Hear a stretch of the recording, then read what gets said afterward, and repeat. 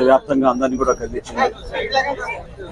ఉదయం నుంచి గౌరవ ముఖ్యమంత్రి గారు చంద్రబాబు నాయుడు గారు, అదేవిధంగా రాష్ట్ర ఉప ముఖ్యమంత్రి పవన్ కళ్యాణ్ గారు కుటుంబాలకి సానుభూతి తెలపడం కాకుండా దిగ్భ్రాంతితోటి ఇక్కడ జరగాల్సిన కార్యక్రమాలు ఏ విధంగా కుటుంబాలు మేము ఆదుకోగలుగుతామో ప్రభుత్వం నుంచి గౌరవ మంత్రి గారు అనిత గారు, అదేవిధంగా మా గౌరవ శాసనసభ్యులు అందరూ కూడా సమీక్షించుకుంటూ ముందుకు వస్తూనే ఉన్నాం.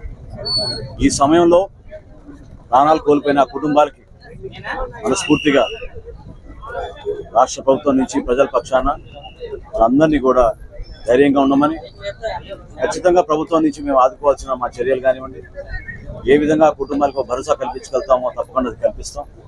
ఇందులో దురదృష్టమైన సంఘటన 7గురిలో 2 జనసేన పార్టీ క్రియాశీలక సభ్యులు దుర్గాప్రసాద్ నాయుడు గారు, అదేవిధంగా మణికంఠ గారు, 2 కూడా అంబాజీపేట నుంచి పాపం వాళ్ళు కష్టపడి విశాఖపట్నంలో ఉద్యోగాల కోసం వచ్చి ఇక్కడ స్థిరపడి వాళ్ళు చేసుకున్న కార్యక్రమాల్లో భాగంగా ఈరోజు దర్శనం కోసం ఆ రోజు సంఘటన జరిగింది.